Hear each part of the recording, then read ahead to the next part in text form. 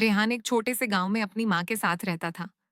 उनका मिट्टी और ईंटों का बना कच्चा सा घर बरसात में टपकता था और दिन भर की मेहनत के बाद भी अक्सर रात को अधूरा खाना ही नसीब होता। रेहान की उम्र करीब 12 साल थी, लेकिन उसकी आंखों में बहुत बड़े बड़े सपने थे। उसे किताबें पढ़ने और कहानियां लिखने का बहुत शौक था, मगर उसके पास ना तो कागज होते थे, ना ही पेंसिल।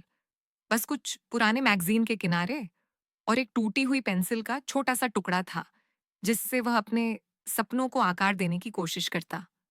माँ सिलाई करके जो थोड़ा बहुत कमा लेती, वो खाने पीने में ही खर्च हो जाता और स्कूल की फीस अक्सर माफ करवानी पड़ती।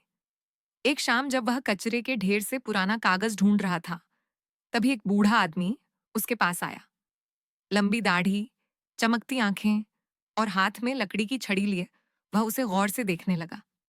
उसने अपनी जेब से एक काली चमकदार पेंसिल निकाली और कहा, ये लो, ये कोई आम पेंसिल नहीं है। ये जो भी लिखेगी वो सच हो जाएगा, लेकिन शर्त ये है कि इससे सिर्फ सच्चाई और भलाई ही लिखी जाए। अगर तुमने लालच किया या झूठ लिखा, तो ये तुमसे रूठ जाएगी। रेहान ने हैरानी से पेंसिल ली। उसकी आंखें चौड़ी हो गईं और दिल में हजार सवाल उठे। लेकिन जैसे ही वह उस बूढ़े से कुछ पूछने के लिए पलटा, वह गायब हो चुका था, जैसे वो कभी था ही नहीं। उसी रात रेहान ने पुराने कागज पर लिखा, मेरी माँ की तबीयत ठीक हो जाए। वो पिछले 2 दिनों से बुखार में थी। सुबह जब वह उठा, तो माँ बिल्कुल ठीक थी, जैसे कभी बीमार ही न रही हो। अगली ख्वाहिश थी, कल मेरी स्कूल की फीस भर जाए। अगले ही दिन मोहल्ले के एक दुकानदार ने अचानक आकर कहा कि उसे सपने में रेहान के पिता ने फीस भरने को कहा, जबकि रेहान के पिता कई साल पहले गुजर चुके थे। अब रेहान को यकीन हो गया कि ये पेंसिल सच में जादुई है। उसने अब सोच समझकर इसका इस्तेमाल करना शुरू किया। उसने कभी खिलौने या महंगी चीजें नहीं मांगी, बल्कि सिर्फ जरूरी चीजें, जैसे माँ के लिए सिलाई मशीन, स्कूल की यूनिफॉर्म, नई किताबें और कभी-कभी अपनी लिखी कहानियों के छपने की ख्वाहिश। हैरानी की बात यह थी कि हर चीज किसी न किसी तरह पूरी हो जाती। एक दिन उसने लिखा, मेरी लिखी कहानी अखबार में छप जाए। 3 दिन बाद उसकी कहानी स्थानीय अखबार में छपी और बहुत से लोगों ने उसकी तारीफ की। कई महीने इसी तरह बीत गए और रेहान की जिंदगी धीरे धीरे बेहतर होती चली गई।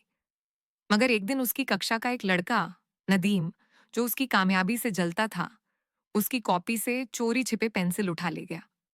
घर जाकर उसने लिखा, मुझे एक बड़ी कार मिल जाए। लेकिन जैसे ही उसने लिखा, कागज काला पड़ने लगा और पेंसिल की नोक टूट गई। नदीम घबरा गया और पेंसिल वापस रेहान को दे गया।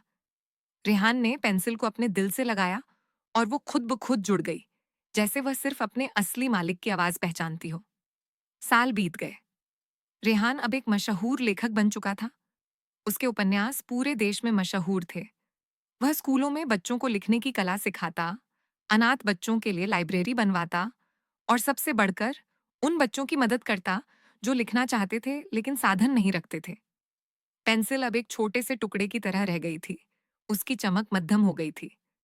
एक रात रेहान ने उसे देखा और सोचा, अब शायद इसका आखिरी समय आ गया है।